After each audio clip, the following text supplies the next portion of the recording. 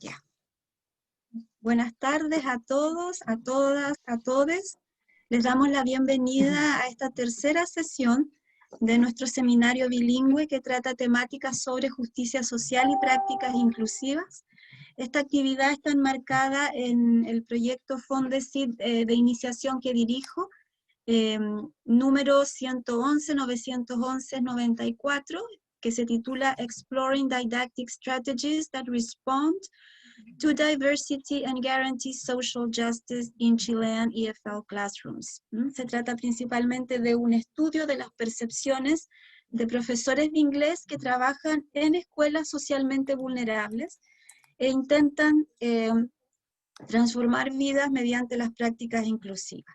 Hoy día tengo el privilegio, el honor de presentar a una gran colega, a una mujer increíble, una doctora en el área de ELT, ha hecho muchas contribuciones para mejorar la calidad del proceso de enseñanza-aprendizaje en la sala de inglés, así es que nos sentimos privilegiados de tenerla hoy con nosotros. Además también es una gran amiga, así es que bienvenida Malba, bienvenidos a todos. Vamos a darle la palabra a Carlos Pérez, profesor de inglés, titulado de la carrera de pedagogía en comunicación en lengua inglesa. Él va a ser nuestro moderador. Muchas gracias, Carlos. Adelante. Thank you, Ms. Jasna. Good afternoon, everyone. Welcome and thank you for coming here today. As Ms. Jasna said, in today's presentation, we have Ms. Malba Barahona, who is a teacher educator, an educational researcher, and a language educator with vast experience in teaching Spanish and English as foreign languages. Her research interests include second language teacher education, second language acquisition, critical applied linguistics, cultural historical activity, emerging technologies, and innovative pedagogies.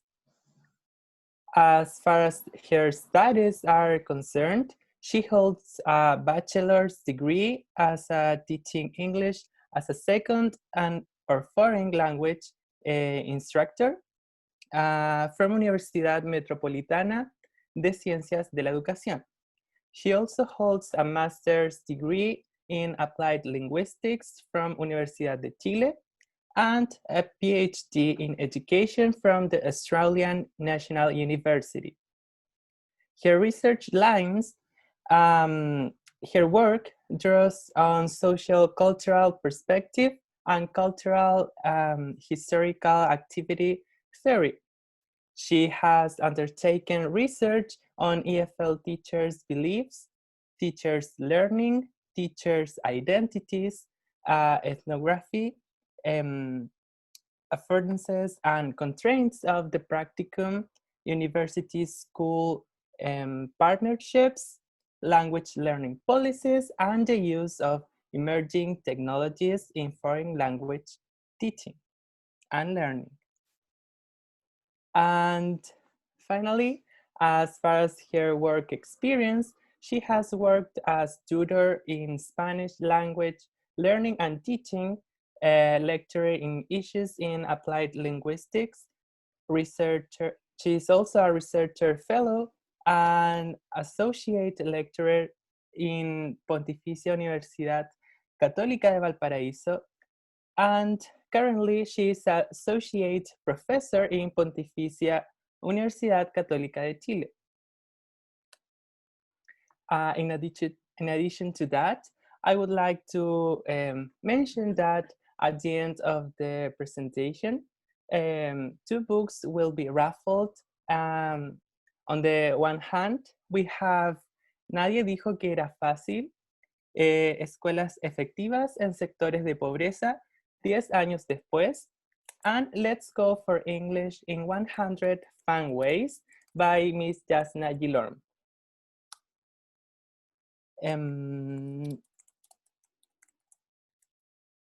And on top of that, I would like to invite you to leave your comments and questions in the chat section during or once the presenter has finished her presentation, so that we all can share our knowledge and learn more about the topic.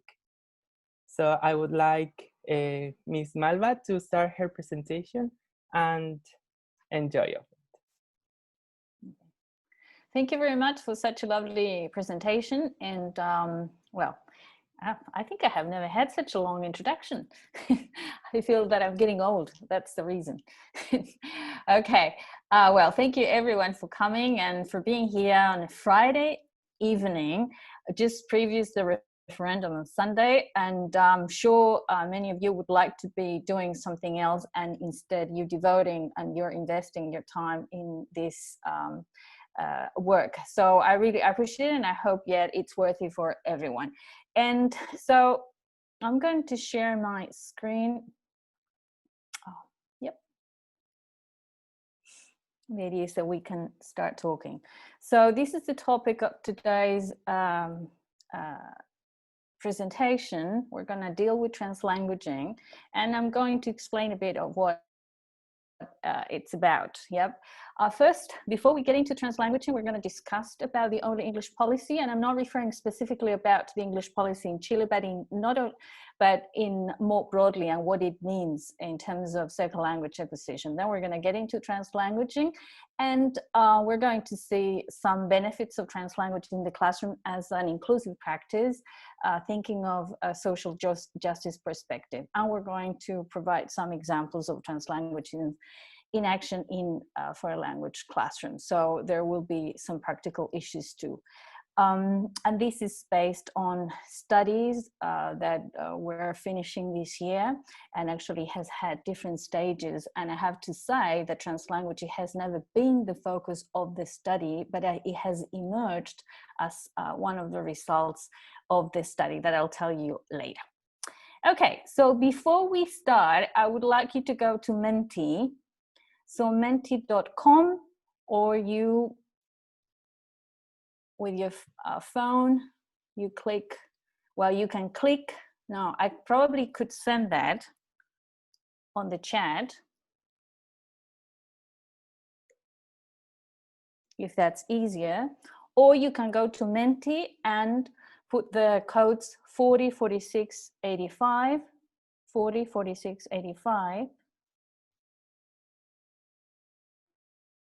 Or you can get into menti.com or to that link directly.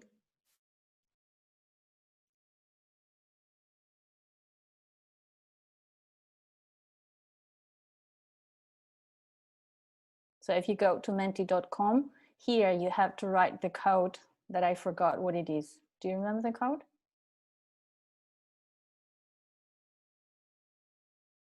$404685. So then you should have this question. How much Spanish do you use in your lessons? And of course, we're talking about English language lessons. You teach English in your lessons. And how much Spanish do you use in your lessons? You could also use other languages, but this is a bad assumption, because I'm assuming that we're only talking about two languages, and that's absolutely wrong, because it's not the case. There are many places in our country that we've got other speakers of different languages in our classes, and they are looking more multicultural. There is a tendency to see our country as monolingual, monocultural, but that's not the case anymore, and it has never been the case. That's been more an ideology than anything else. So, okay, oof, no, I made a mistake. So we should be,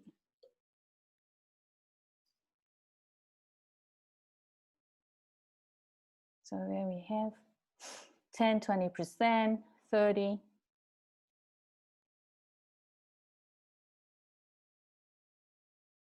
Okay, so a wide range.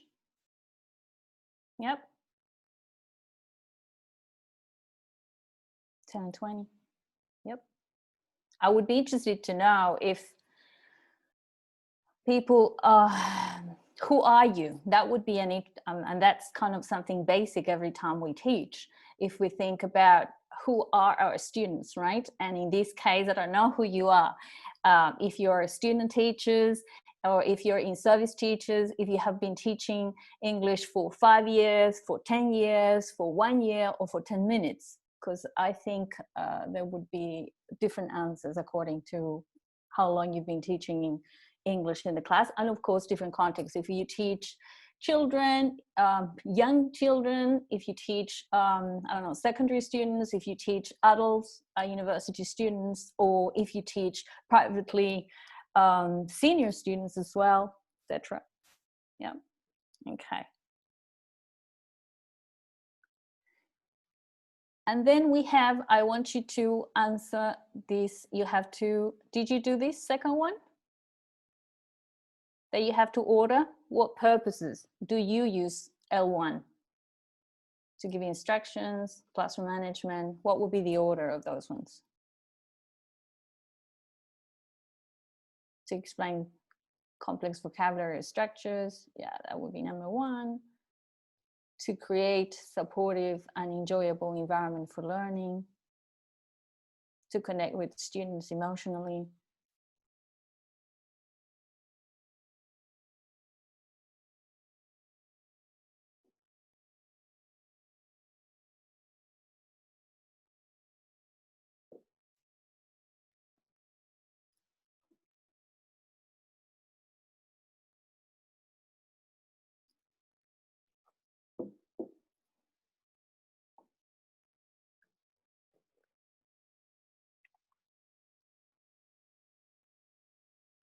Okay, this is very interesting.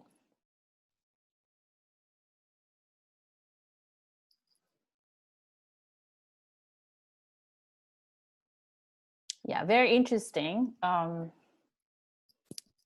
results. Yeah, that's right. Okay, first place, to explain complex vocabulary structures to save time. Yeah, doing that. Good. Very interesting. Second, to create a supportive and enjoyable environment. Interesting. Okay, good. Thank you very much for responding and engaging in these questions, because this is, and why are we doing this? Well, first to know who you are and what you think about this topic, to activate some, to get ready to what we're going to talk about. And then also to contrast your answers with what we have researched. So I told you that, okay, in Chile last year, the ministry started something, they call it like the English only policy. It's not a law, it's not part of bases curriculares, it's not something that they can enforce. However, they started a campaign regarding English only, and they have instructed several workshops for teachers and for students with the focus of 5th and 6th grade that started last year, and I think they continue this year. But because of the pandemic, it has been more difficult. So, and even this sign, I remember going to one school and with signs like this one, English only zone, and I'm talking about in the region of Valparaiso that I saw these signs. I don't know about other signs. However, I know the policy and I know the campaign the ministry has started. So what has been teachers' reaction towards that? That could be another question. Yeah, what do you think about that? Well, only English, and that can be something controversial for some.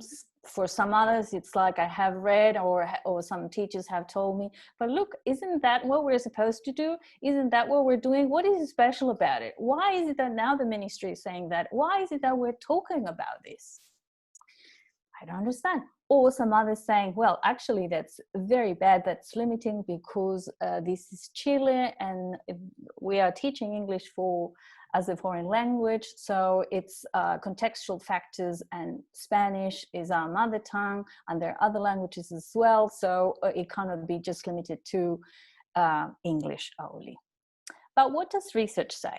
And here with research, I'm going to mention not only international from Anglo-Saxon countries. Actually, I'm using research from the region, from South America and from Chile as well. You can see all the references by the end, and also I have sent the organizers a paper that I wrote that this presentation is based on. So there you can find all the references and all the studies that I'm referring to here.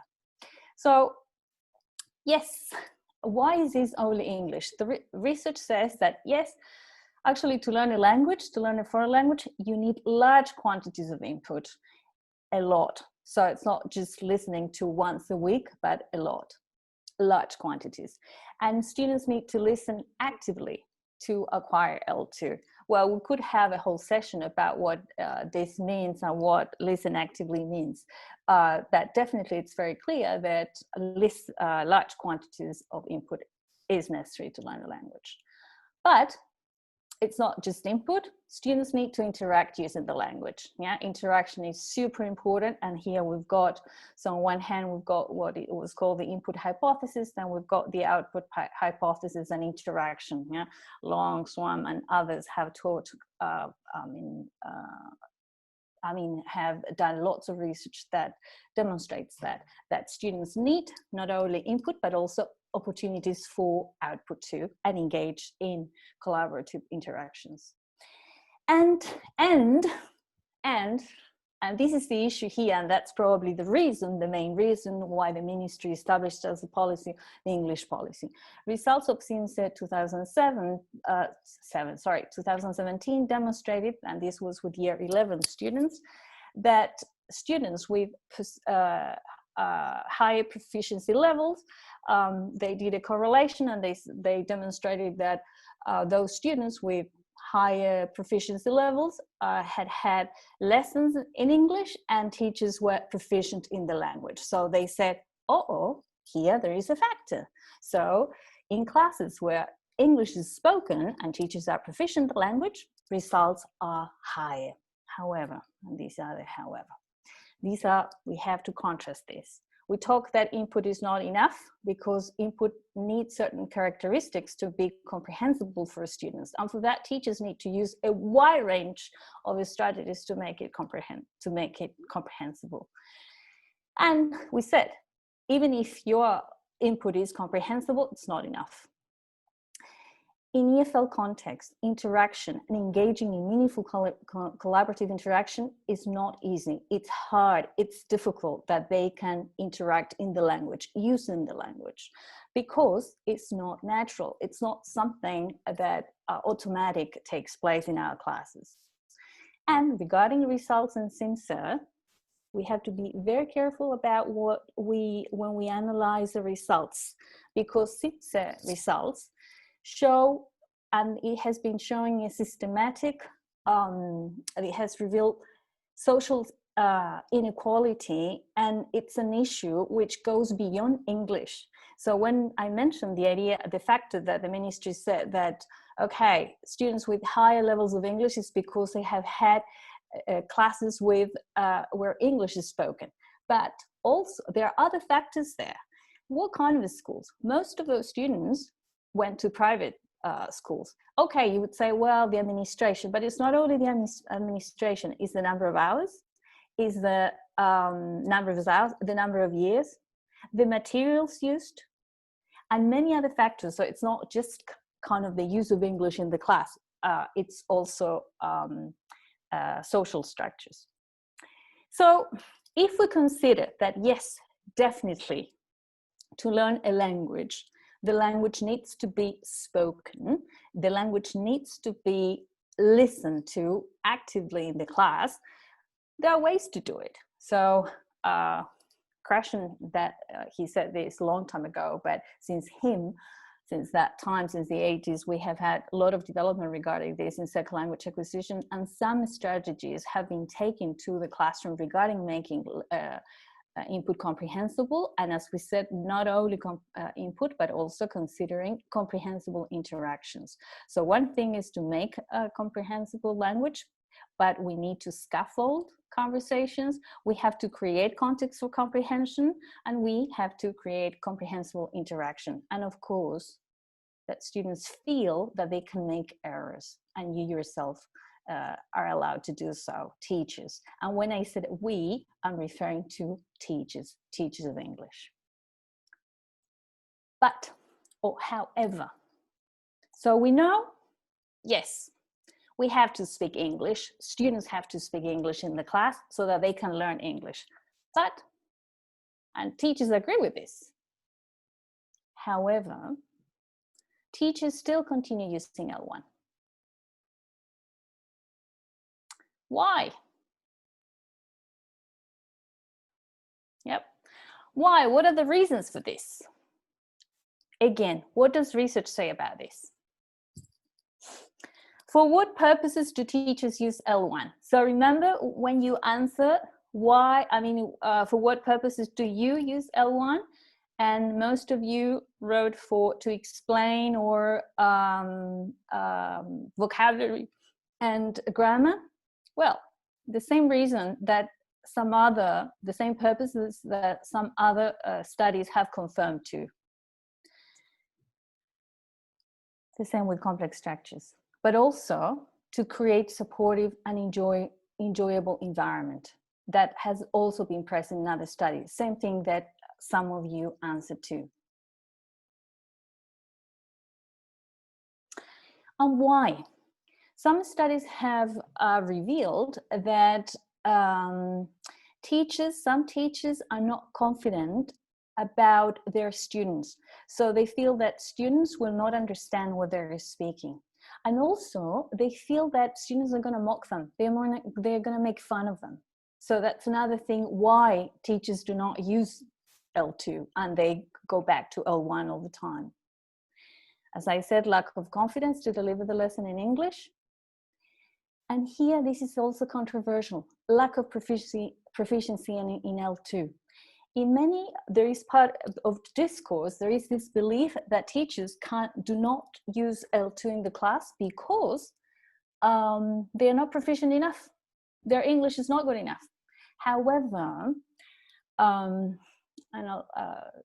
I'll show you some of the results that I have done in some studies, this is not necessarily the case. Of course, there are some teachers that their English is not proficient, but that is not necessarily the reason why teachers do not use L2 in the class.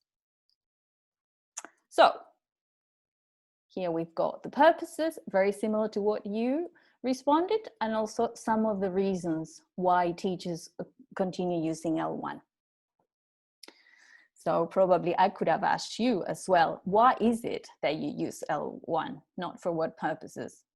Do you feel also kind of not confident of using English in the class? Do you feel like a bit afraid that students will laugh at you, or that your students will not understand you? You're a bit afraid that they will not understand you, that they will get frustrated, and then the class will get into chaos? Okay, so what did in-service teachers? So as I told you, translanguaging was not the core, was not the focus of the study of this FONDECYT project. It's another, the project is about how student teachers develop their knowledge for teaching English. However, I decided in the first stage of the project to design a study in which I asked in-service teachers about some pedagogical practices that were effective in their own lessons. So I applied a survey, and also we had some focus group conversations. And in these focus group conversations, these are some of the answers that I want to share with you. We identified, they identified some practices that are that consider essential and effective for English teaching in our country, and this is part of the workshop, part of the focus group.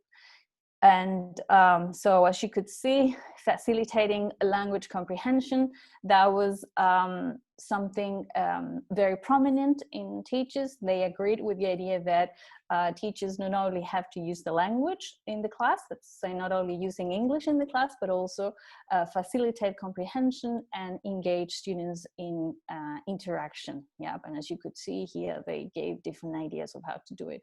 Another practice that they identified was focusing on cultural products. That's a very interesting for me, was eye-opening. Kind of how we can use different cultural artifacts like songs, literature, and any cultural products in which we could use English as the lingua franca, and not only learn about others, but also learn about ourselves, our own culture. Some other practices were also mentioned, like assessment, planning, etc., but and teaching grammar in context too. So what happened in relation to Spanish? Yes, we talked about that. First, they said that, yes, there is this discourse in the community, and even if we check the ministry documents in terms of bases curriculares and, well, the policy, that, yes, English is relevant.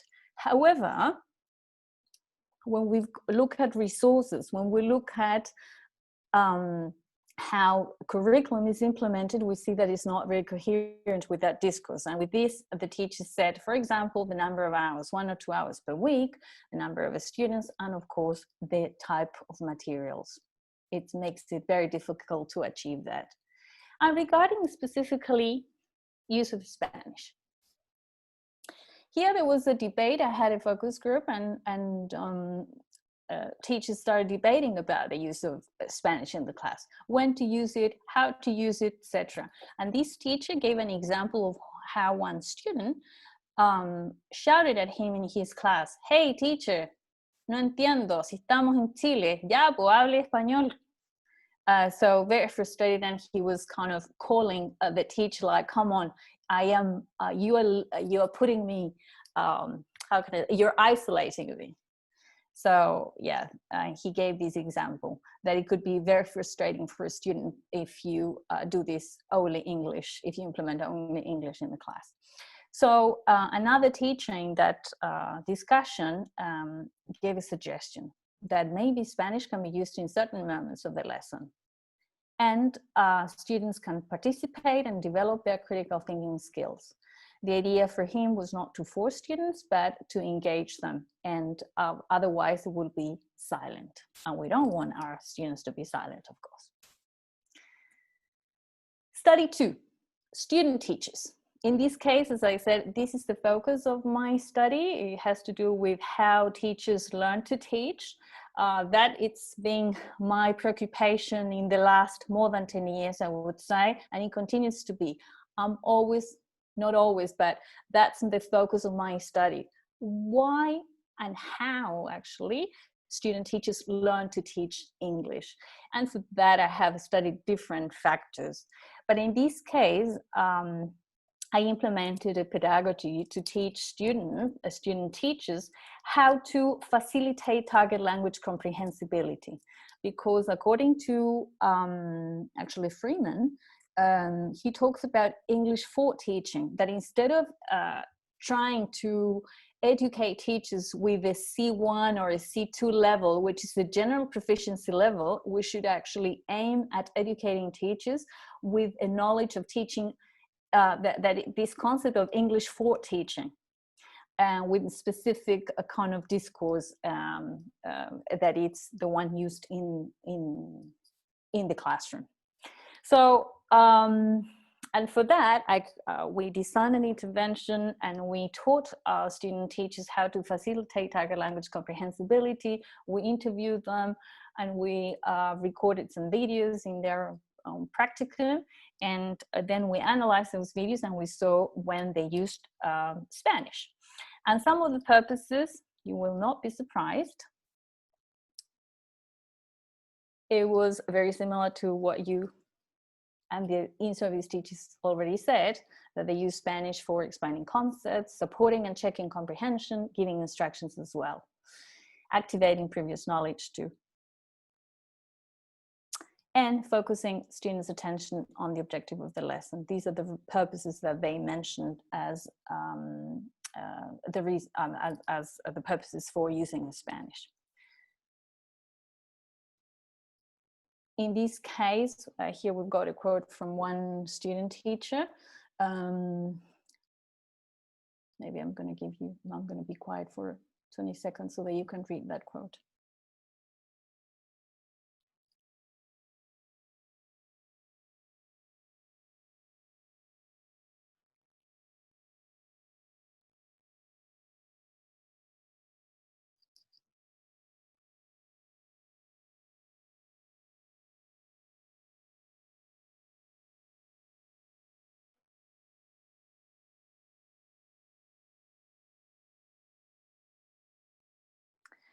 So in this case, the student teacher, she said that she had learned the strategies to facilitate target language comprehensibility. However, she didn't feel confident about using these strategies because first the students had a very low level of English, so she still felt that they won't understand what she was going to say. And then also kind of that she knows that this will not work. So why would she? Yeah. So that's kind of the struggle she had. So she feels prepared. Yes, I know the strategies, but it goes beyond that. So here it is. So when we got to that level, when these two studies, like with in-service teachers and then also with student teachers, and both of them were telling me, look, yes, speaking English in the class is absolutely crucial, very important. We know that students have to speak English, that I have to speak English as a teacher, but there are other things too. And that's when I got into translanguaging. That's when I said, there is something else here. This English-only policy, what does it do? Does it allow students to develop higher, to construct knowledge? Is it one way to be more proficient? Is it the best way so that our students in Chile can learn? And then I got studying a bit of the literature and what other people have studied. I got into this idea of translanguaging and understanding that our students are bilinguals or emerging bilinguals. Probably, and this was because of discourse and also studies, but from a long time ago, saying that to be bilingual, you have to be proficient, very highly proficient in both languages. Nowadays, the theory and practice of bilingualism tells us that to be bilingual, you have to, bilingual is not someone who has to be proficient in both languages at the same level. Actually, you use different languages for different purposes. And you can be bilingual. So that's when you understand that actually children in our classes who are learning English, they are emerging bilinguals. They are using more than one language. And that idea also that in terms of, instead of separating the different languages, is that we've got capacities of languages, not just one. So that's why I put L1, L2, L3, L4. And nowadays, our classrooms are looking more like this, rather than only one color. Yep. And I'm not talking about ethnic features, I'm talking about languages too. Yeah. Multiculturalism also has different colors and it's embodied in different languages. And language is core, it's absolutely core and essential part of our identity, of our students' identity. So every time we deny a child not to use his or her language is part of a denial of their own identity. And of course you might be wondering, but they're in the English class, so they have to use English. Yes, of course they have to use English. I am the first one who would say yes, and we teachers have to create those opportunities so that they can engage in English. So before we get into the strategies, what is it that we understand by this translanguaging perspective? This translanguaging perspective is not something new. I mean, the origin is in the 80s, and actually it's originated in Wales. Why Wales, you might be wondering? Well, because, I don't know if you know, there is a language in it's not, well, I cannot pronounce it, the name, but the Welsh language and English is used in Wales. So they had always kind of attention about using the two languages in one class, and that's how this concept originated, that actually the practices of in this case, Welsh and English could be used in one classroom, not just having the Welsh class and the English class. So that's when it originated. However, from then, I'm talking about the 80s till now, this perspective has been expanded and elaborated in different other contexts, like multilingual context, and also thinking about our context, like in which we teach English as a foreign language. So the idea with the translanguage perspective, the idea behind is that views language as dynamic, yeah? And it's not only about one thing or one language, but it's more like a very dynamic thing which we transform the social boundaries and we move them, yeah? And look at this when it says to legitimate and promote hybrid language uses. So the idea of the idea of Spanglish is not only kind of that it's allowed, it's promoted as one way to actually accept and transform and go beyond these social boundaries, kind of the rigidity of one language and not the other one. So from this perspective, the use of L1 is important, is essential, and not only in terms for the language learner, but also for teacher. And this reflects, of course, our bilingual or multilingual context in which we are.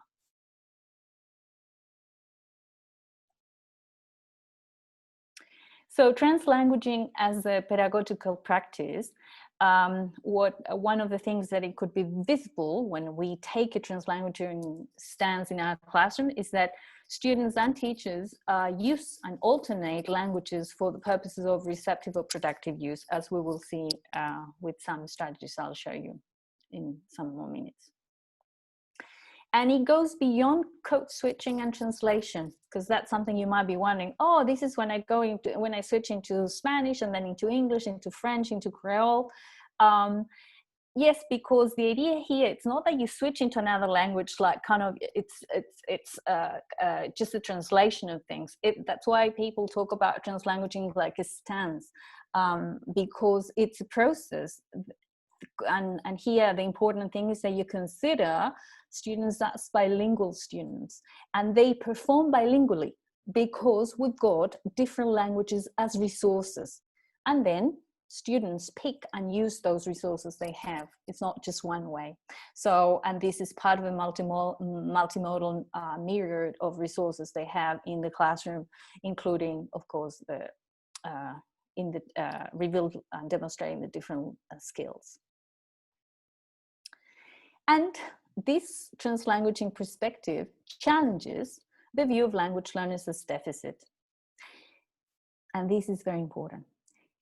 Typically in an English class, English students, not English students, the ones who are more gifted, or the ones who have traveled, or the ones who have lived in other places are typically the ones that benefit from the English or the English only class. And then the ones who don't, who have been excluded, and who speak or dare to speak very little in the class, they are treated as the weak ones, and they are looked down, and it's looked as deficit. Yeah.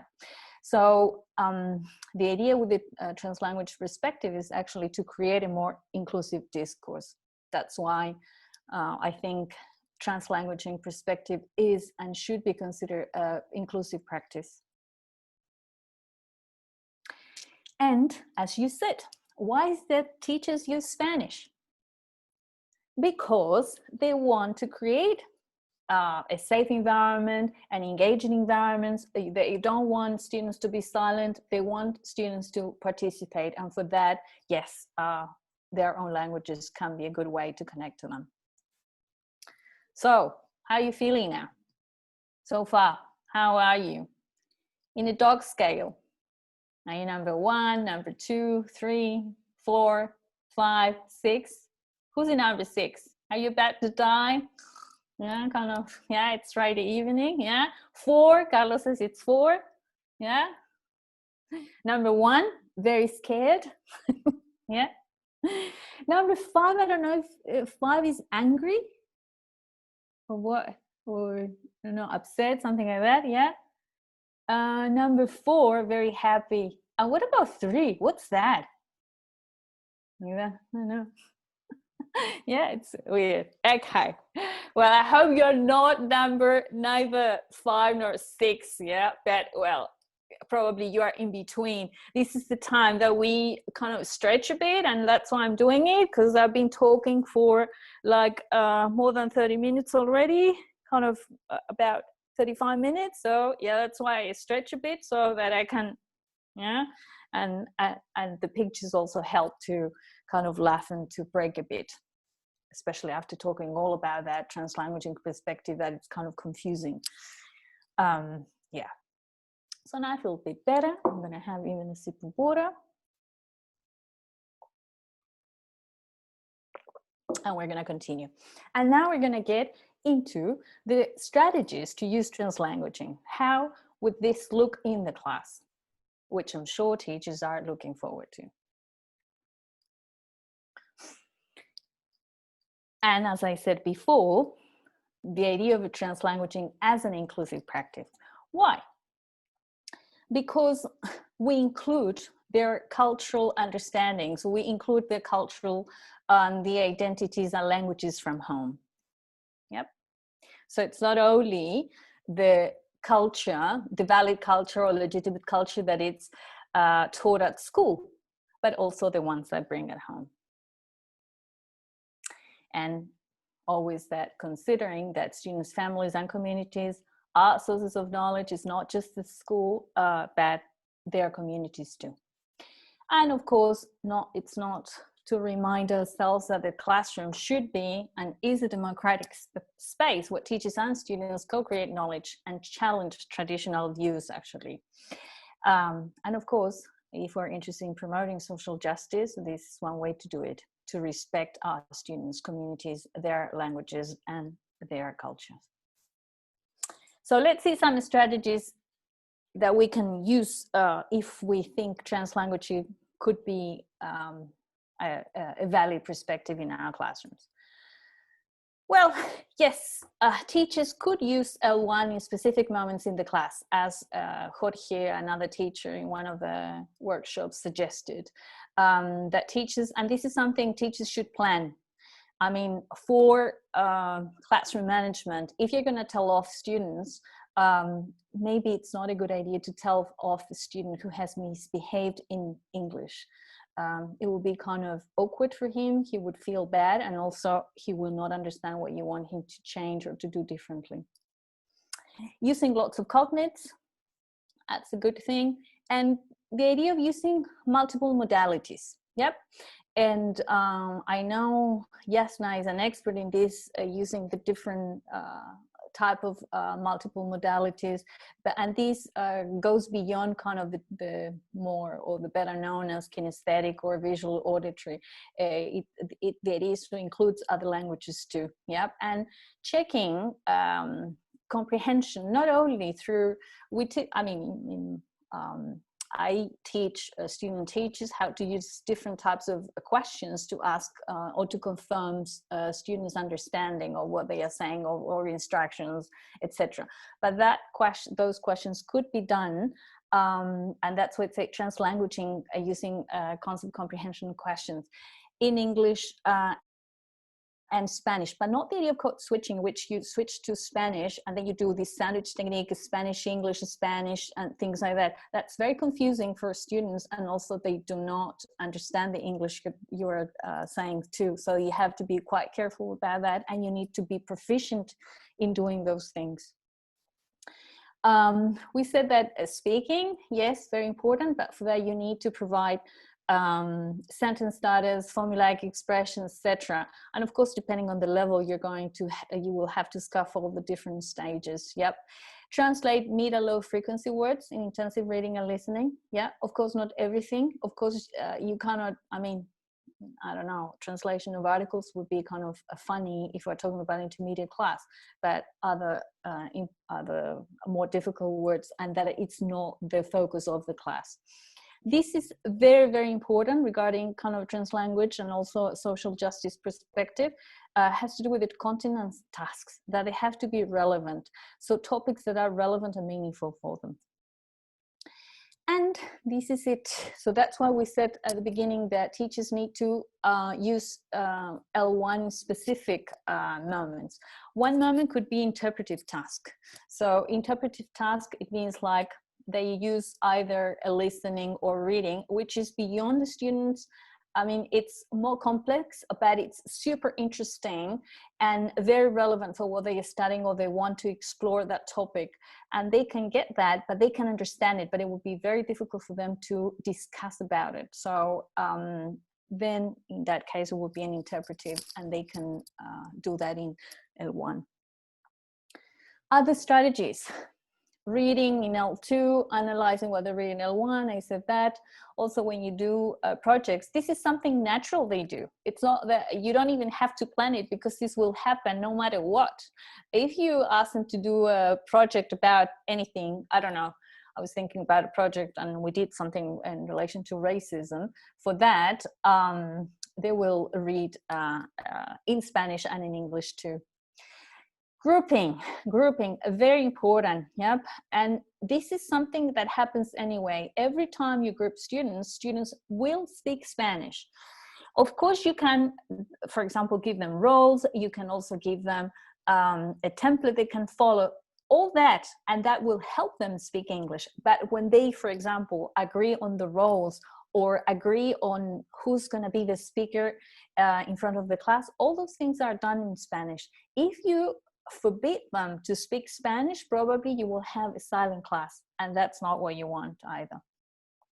Multilingual word walls, to have multilingual, not just kind of, and also forget about kind of the two languages. There are more languages in your class. Probably that's something we can start doing.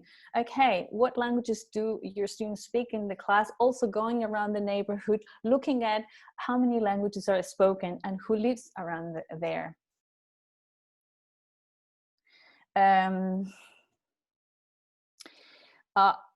Also, well, allow students to audio record ideas in pre-writing as well. Also with partners, I said that group work, I mean, also with mixed classes, beginners with intermediate with advanced, etc. And I provide students with bilingual or Pictionaries as well. So, these are some strategies, and this is something that we have to continue studying. We have to find our ways, and that's why I congratulate Jasna in this project, that in the sense that we, I mean, when we say we teachers in Chile, we have to find the best strategies that work for our context. And we have to also be very critical about what we do. Not only say this works, or this doesn't work. Actually look at the factors. I look at how we can improve those factors, and also some structural ones that cannot be done, we cannot, for example, change the administration of the school. We cannot do that. However, we can take options, and we can do certain stuff like agents of change. I'm talking about teachers as agents of change, and probably work in collaboration. And with working in collaboration, we can do much more than just by ourselves. So, to finish, 2 conclusions for me. Translanguaging for me emerges as a pedagogy, as a teaching, more than a teaching strategy, as a pedagogy, as a perspective, with the potential to be what way characterizes as transformative. And that is, for me, very important. That is not just another strategy, just another teaching strategy, but it's more than that. That's why people talk about translanguaging stance, that you take a stance in your teaching. Yeah? And in this case, that this perspective contributes to individual cognition and social structures. And here, this is it. Why is it, and this is a question I ask my students, teachers all the time, why is it that we teach English in Chile?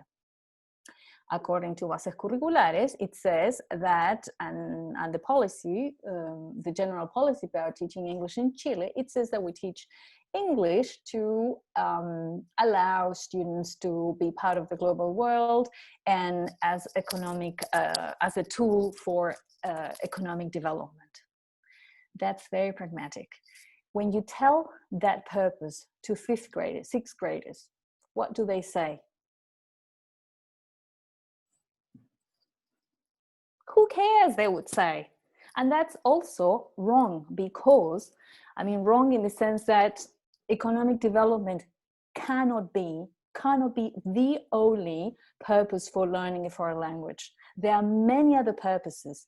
And if we consider translanguaging perspective, communities, cultures in plural, identities come all into play. So that's why I think is an inclusive practice, and we should probably study a bit more how we can implement it more effectively. Well, and with this, I'm finishing. And now, as a cat, in the cat scale, how do you feel about translanguaging?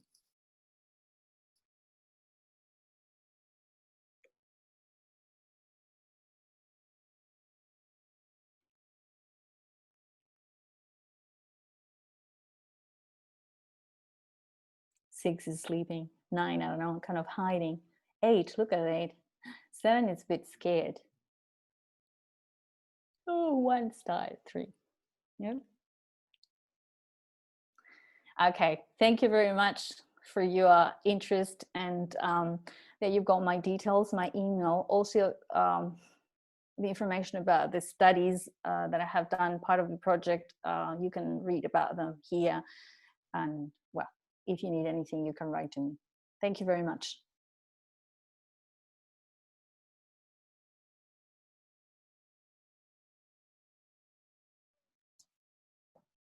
Thank you, Ms. Malba, for your presentation.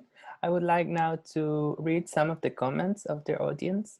And Luis Paredes said, I think it depends on how you use L1 in the classroom. If you find some similarities between L1 and L2, it can be very positive. Common structures between them can enhance L2 language learning. You can also use the students' own experiences in L1 in order to scaffold the learning of L2. Then Maria Ignacia said, in my thesis last year, it was proven that the younger the student is exposed to the L2, the chances of acquiring the L2 are higher.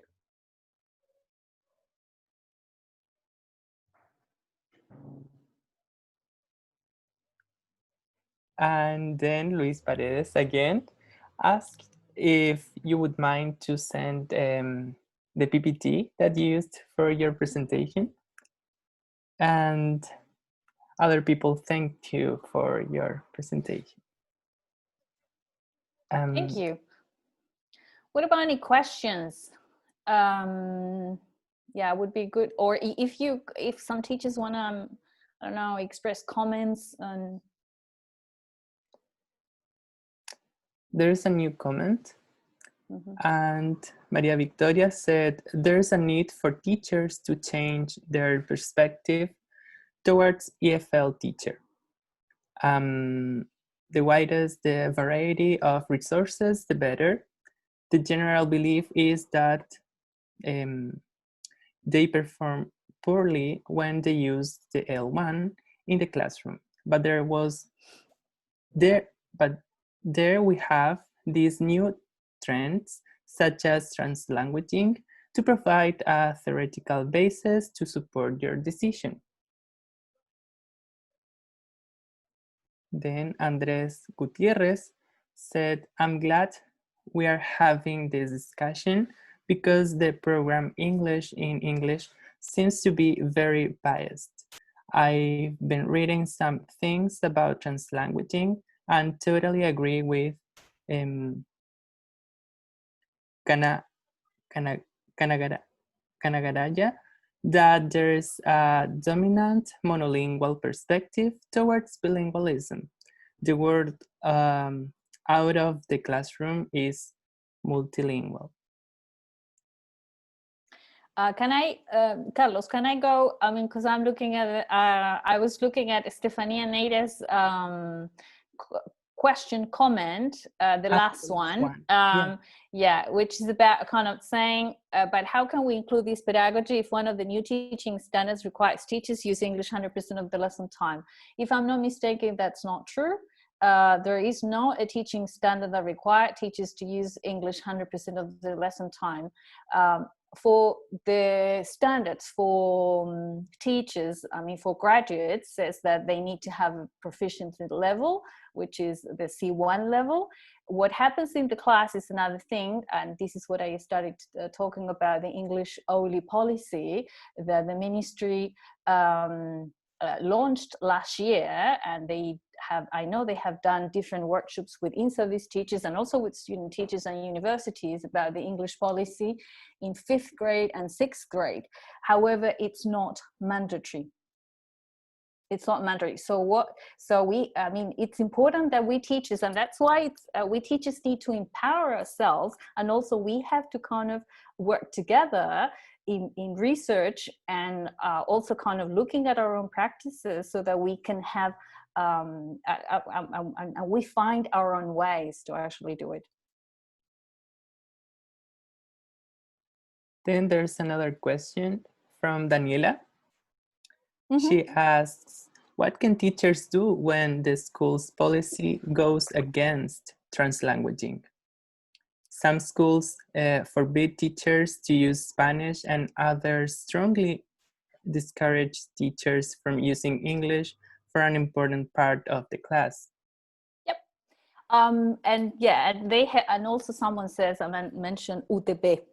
Well, I think this is kind of, well, this is the thing here. That's why, even though that UTP says, or even the policy says about kind of the use of English, only English, I'm sure that same jefe UTP will also tell this teacher that she needs or he needs to use Spanish to talk to the parents about issues that happen with the students. So there's always this contradiction, and also this is a power, of course, there is a power relationship here that jefe UTP and the principals have over teachers. However, teachers, I mean, manage this situation. And with this translanguaging perspective, I'm not advocating for using 90% of Spanish. On the contrary, research has also proven that to learn a foreign language, you need to listen and engage in communication in the language, I mean,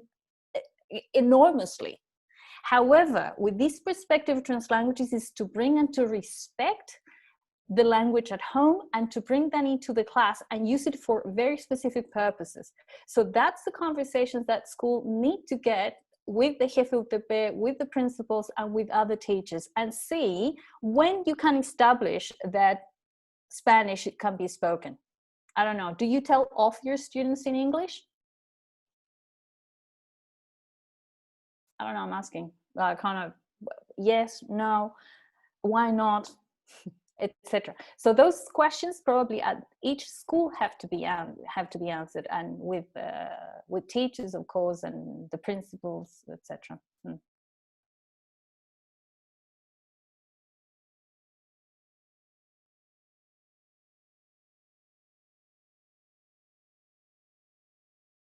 And also the schools forbids teachers to do many things, and teachers find ways to bend the rules, to break the rules, to navigate in the system without being fired. Of course, I don't want anyone to be fired, on the contrary, but at the same time to do what is best for their students.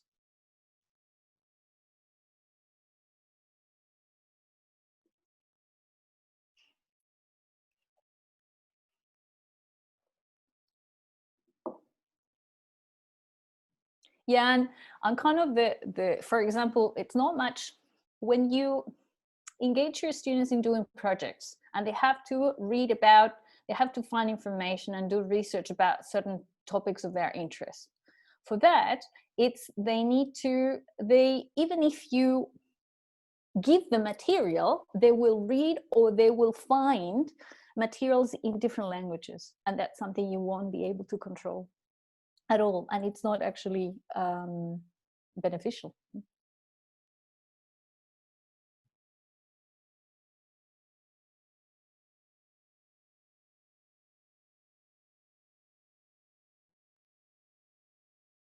Yeah, and as Daniela, I hadn't read that Daniela is saying, yeah, in some cases it's schools forbid or kind of the use of English, the use of Spanish, but in some others the use of English, and that's the case. So again, it's the teachers who actually have to have that discussion and have to have pedagogical and professional dialogues with Jefe UTP, the principals, etc., and conversations that are not easy, but also probably teachers will have to demonstrate the benefits of some of these things after they have implemented.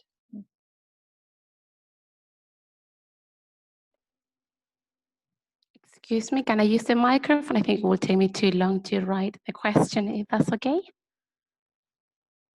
Yeah, for me, it's perfect. Okay, thanks. Thank you so much for your presentation, by the way, and thank you for clarifying my question. I'm just a little bit confused, and I think you can help me with this one.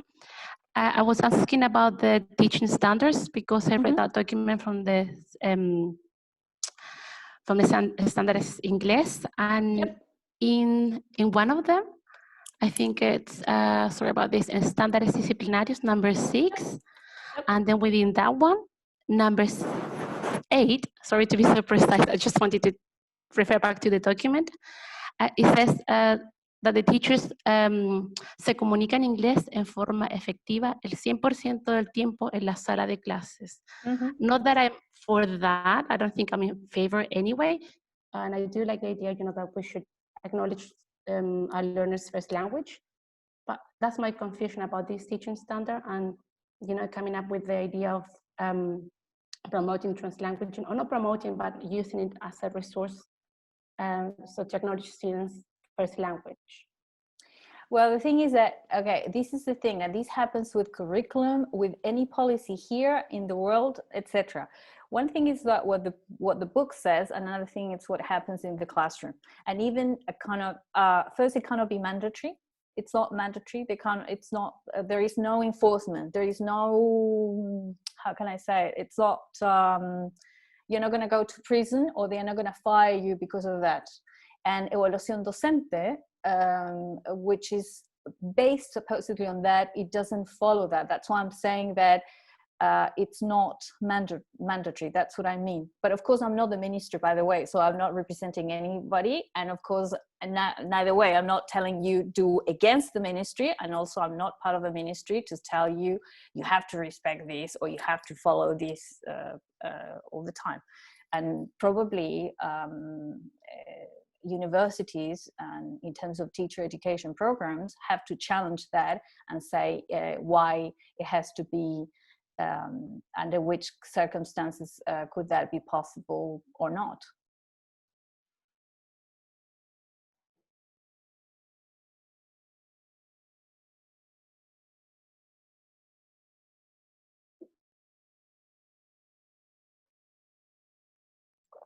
I don't know if I responded your question, Estefania, but so. Oh yes, you did. Thank you so much. No, thank you for clarifying it. Thank you. No, I appreciate it. Sorry, thanks. Okay. Thank you, Ms. Malba. Ms. Jasna. Jasna. Yeah, she sent a comment. Probably a question. She said, we definitely never stop learning. I have been encouraging the use of English as the main language in the classroom for years. I think this has been mainly due to the pressure that the curriculum causes on us and contradictions found between expectations and reality. Since the moment I started working with socio-affective skills and communicative skills, I have been able to understand the curriculum urgently requires deep changes to not only see the learning of English to meet the requirements of a global society that is mainly focused on success. Thanks for this opportunity of great reflections. I am glad my pre-service teachers and my ex-students can be exposed to new ways of teaching. Thank you, Yasna. And I think, look, this of course is controversial. And as I told you, I didn't tell you, but kind of in the focus group, teachers, in-service teachers, all of them said, yes, absolutely, using English, it's a must.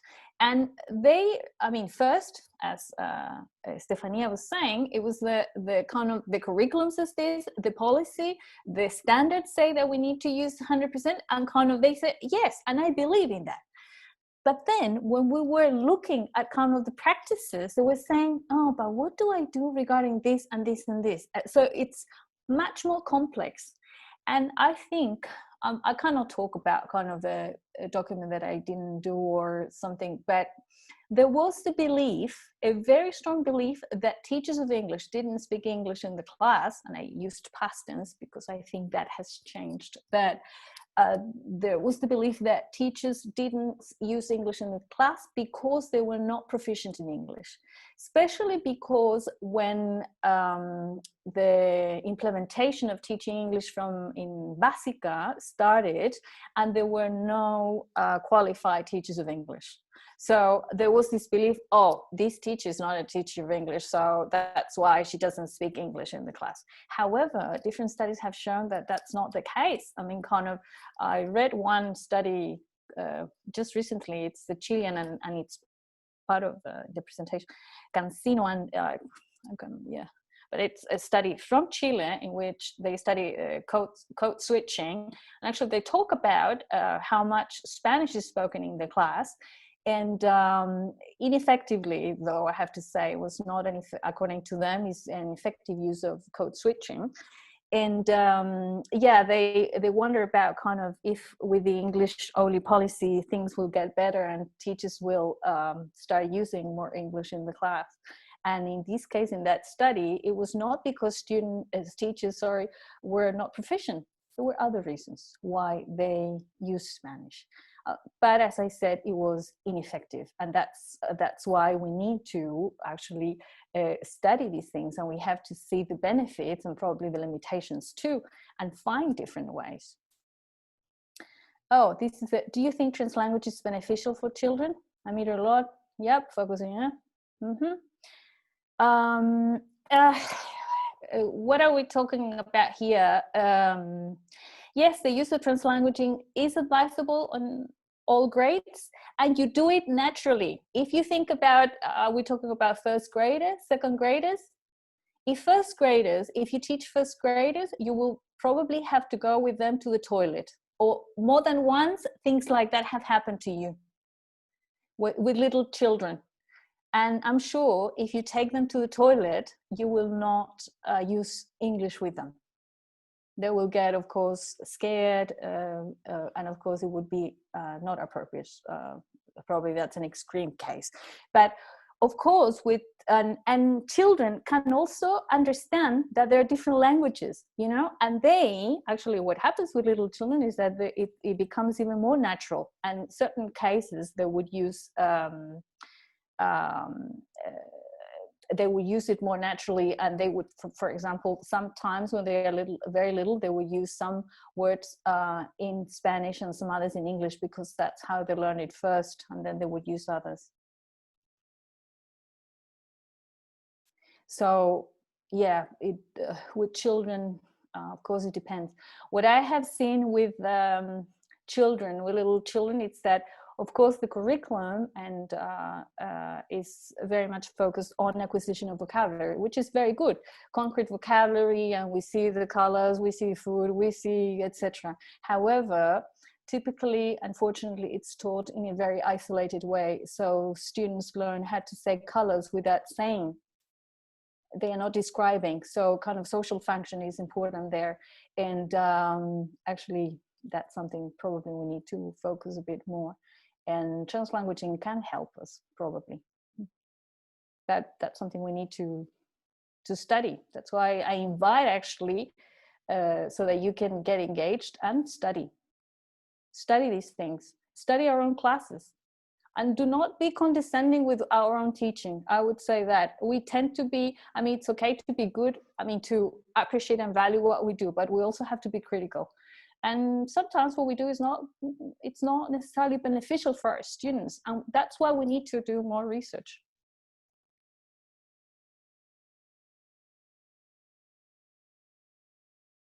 And also one thing that some teachers said, that they feel guilty when using Spanish, and they feel really bad about it. And that affects their own identity in the class too.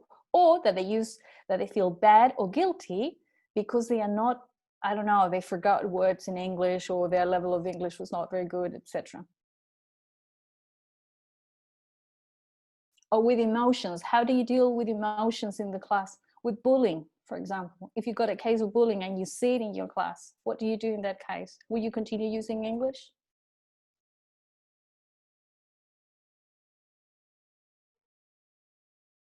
Esas cosas no podemos preguntar. Y muchos más. Y por supuesto que puede ser confuso. Y en realidad mi intención no es estar en contra de la política o de este English Only Policy, solamente problematizarlo. Yo creo que esa es nuestra, como profesores, profesoras, creo que es muy importante que nosotros nos problematicemos la política, el currículum, las imposiciones. Nosotros somos los que implementamos el currículum en la sala, por lo tanto también hay que problematizarlo y bueno, revelar cómo se desarrolla todo esto. Por eso es que invito a investigar las prácticas, como decía, no ser condescendiente, sino que más bien crítico de lo que hacemos, y crítico en términos constructivos, de que para buscar lo mejor para nuestros niños, y por eso es que creo que es una práctica inclusiva. Pero tenemos que darle muchas vueltas. Y insisto, yo creo que efectivamente tenemos que crear una comunidad del discurso, una comunidad en que efectivamente los niños hablen inglés en la sala de clase, que estén aprendiendo, hablando inglés en la sala de clases. Sin embargo, el uso del español puede ser beneficioso para eso y debemos traerlo como un beneficio, no como algo negativo, algo como el diablo, algo como eso. Ese es yo creo que es como la mirada y buscar la idea de una sala multilingüe en que efectivamente no solamente español hoy día, tenemos en nuestras salas otros idiomas también, y eso también tenemos que buscarlos, salir ver los rayados, etcétera, también hay otras maneras ahí. ¿Y por qué enseñamos inglés también?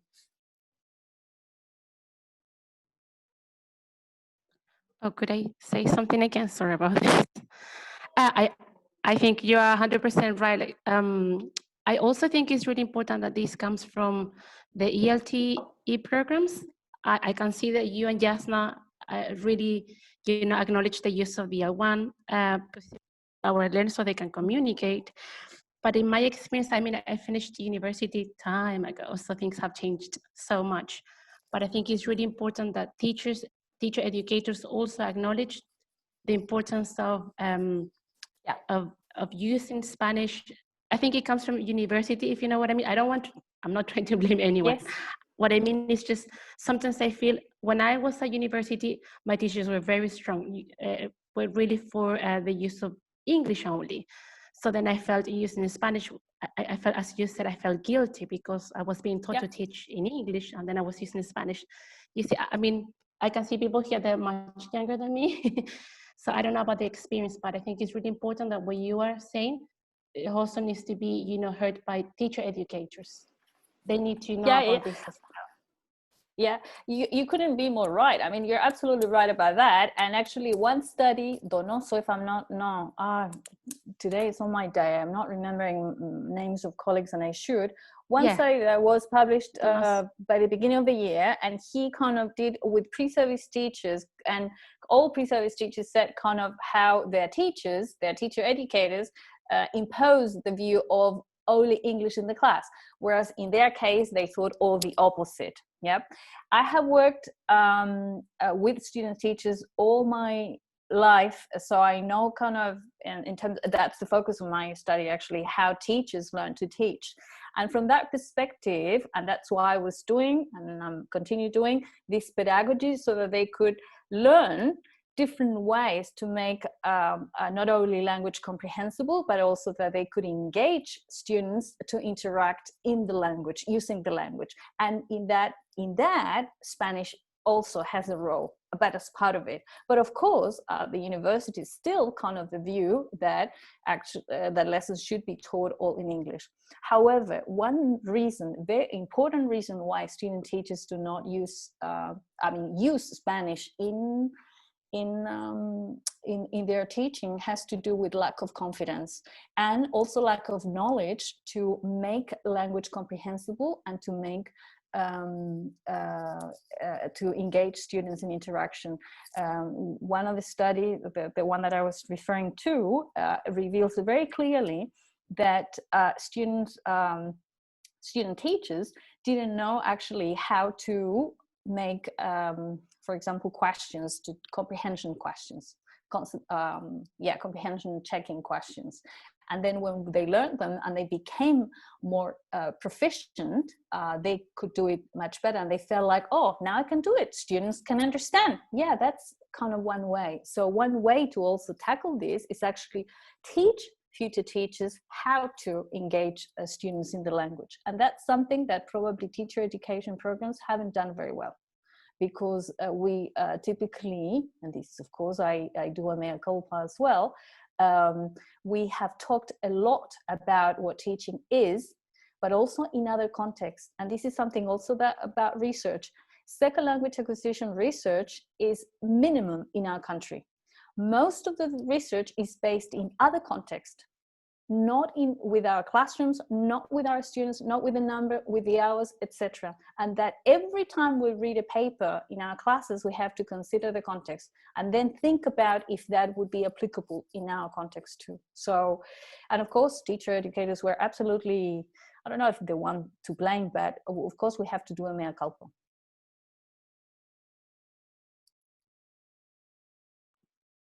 Thank you, Ms. Malba. There are new comments. And Luis Paredes says, in the classroom, you know the level of English of your students. You are the one who knows if it's okay to use L1 or not. And then Betsabe says, I think that using Spanish as a resource in the classroom is very good because it is part of our identity and we are teaching a foreign language. What it's foreign might be like an outsider for the students. Yep. And the use of Spanish is still strongly discouraged, Roberto Arena said. Yes, and now I am doing, we're interviewing some teacher educators and we're asking them how we can, what strategies can we use to teach future teachers how to teach. And we're using different practices. And one of them has to do with this. How do we teach them? And few of them, I mean, not few of them, most of them have said, no, I don't teach my students to use Spanish. I discourage, as you will say, the use of Spanish in teaching English.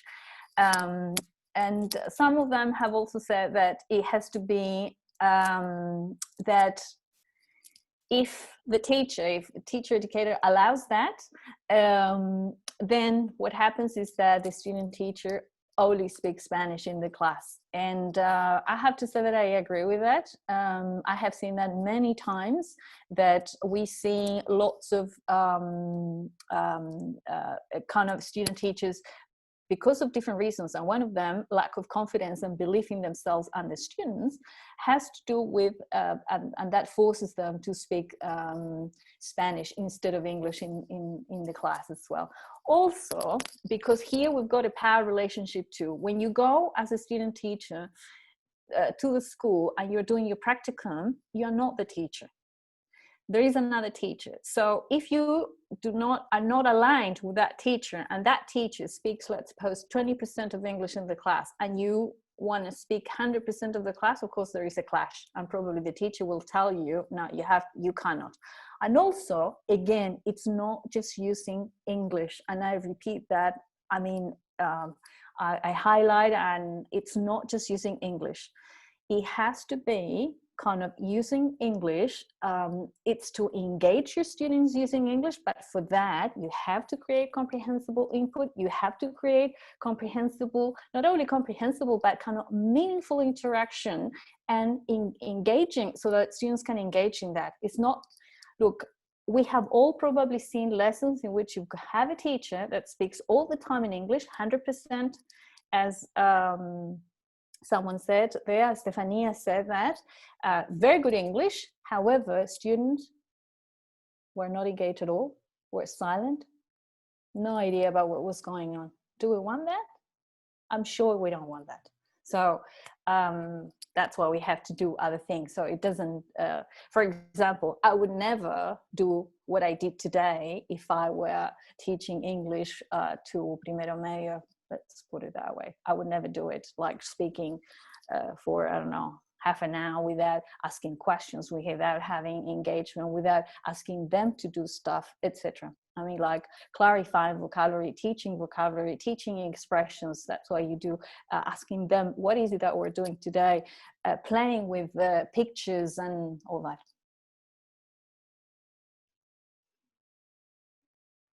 Thank you, Ms. Malba, for wrapping up your presentation. And I would like to thank the audience for sending their comments and questions.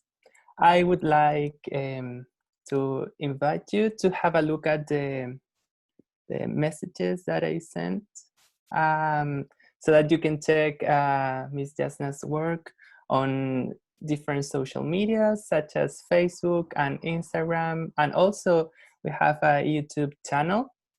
And more importantly, the link for our next meeting for next week, in which Dr. Luis Casimiro will present.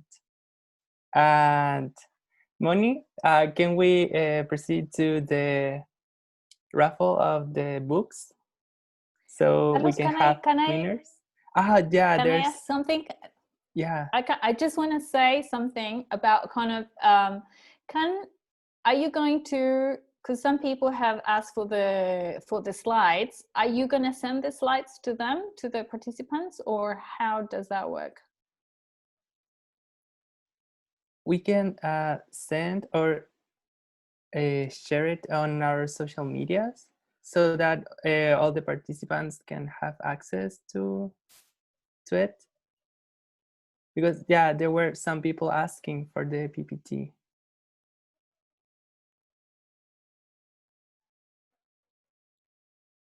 Well, anyway, if you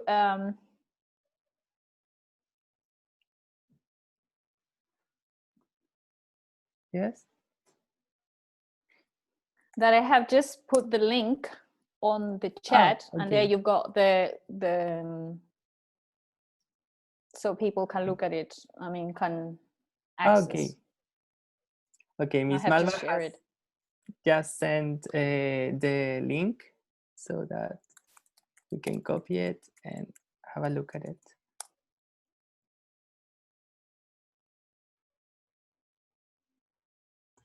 Should I do the thing?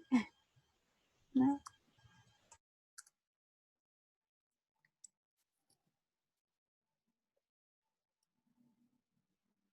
Okay, so shall we?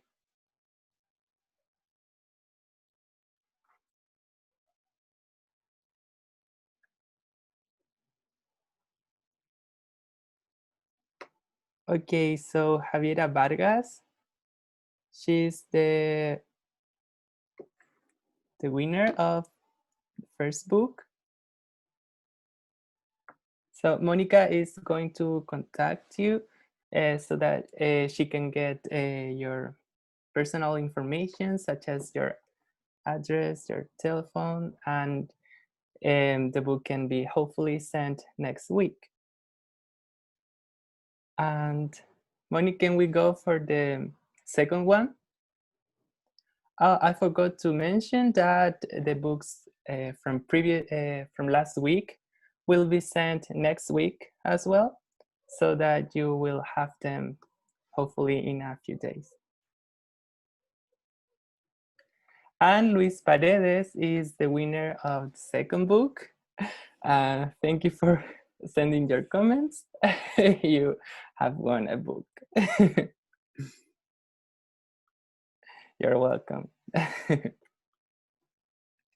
And I would like to give the floor to Miss Jasna so that she can close the webinar, and see you next week. Thank you.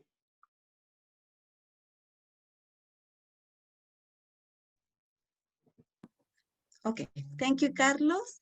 Thank you, everybody, for coming, for participating, and thank you, Malba, for this interesting presentation, especially for giving us food for thought. Yeah, that's essential, I think.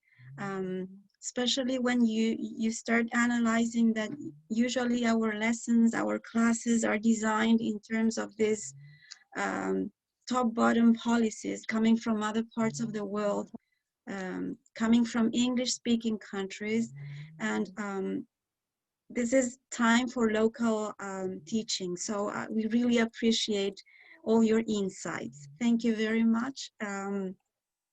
I hope you have enjoyed these 3 sessions, and we have next time we have another session which will refer to linguistic issues and social issues and cultural issues as well.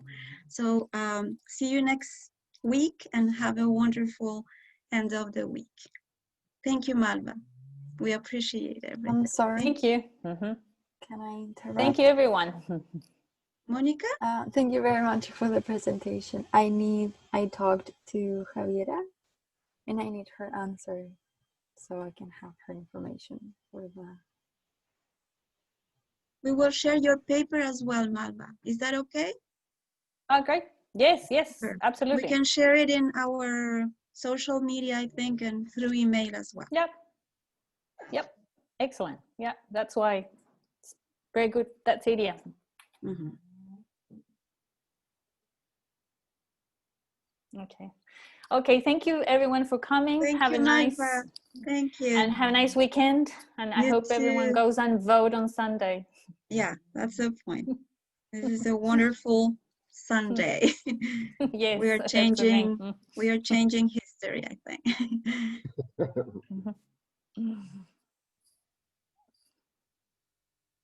Luis, did you have the book? Which book? Let's go for English in 100 ways. No. This one? No. Okay, No. super. Super.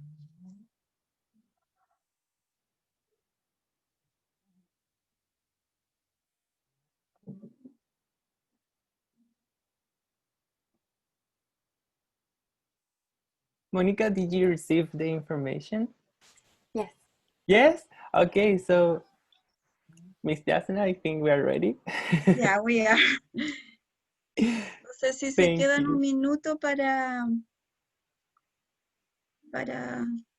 hablar un segundo.